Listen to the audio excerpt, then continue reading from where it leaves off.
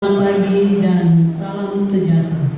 Yang terhormat Wali Kota DPRD Kota Palembang menggelar rapat paripurna ke-13 masa persidangan ketiga tahun 2025 dengan agenda penambahan 2 program dalam pembentukan Perda tahun 2026 oleh Bapemperda DPRD Kota Palembang sekaligus penyampaian Raperda tentang pertanggungjawaban pelaksanaan anggaran tahun 2024 oleh Wali Kota Palembang.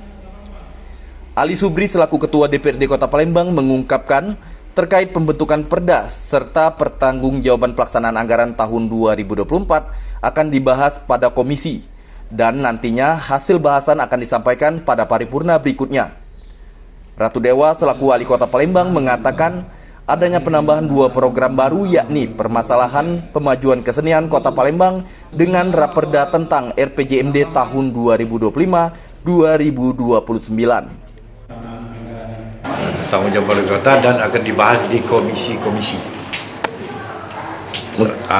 Itu waktu paripurna ada lagi masalah perda, ada beberapa perda terlupa baca tadi. Insya Allah pembahasan ini berlancar, dibahas di komisi-komisi. Setelah itu baru di rapim. Hasil laporan dari komisi-komisi.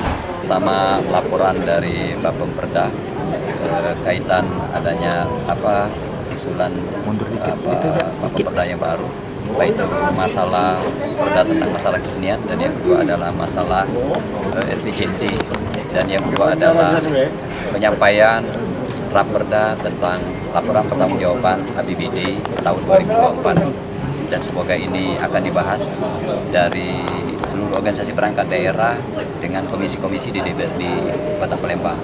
Harapan saya semoga ini seluruh substansi maupun program dan kegiatan yang detail dibahas sesuai dengan harapan dari para anggota tadi dan tidak untuk diwakili dihadiri langsung oleh para kepala OPD-nya masing-masing. Berharap saat adanya rapat pembahasan seluruh kepala OPD yang bersangkutan untuk hadir dan tidak diwakilkan. Dari Palembang, Sumatera Selatan, Erwin Setiawan iNews melaporkan.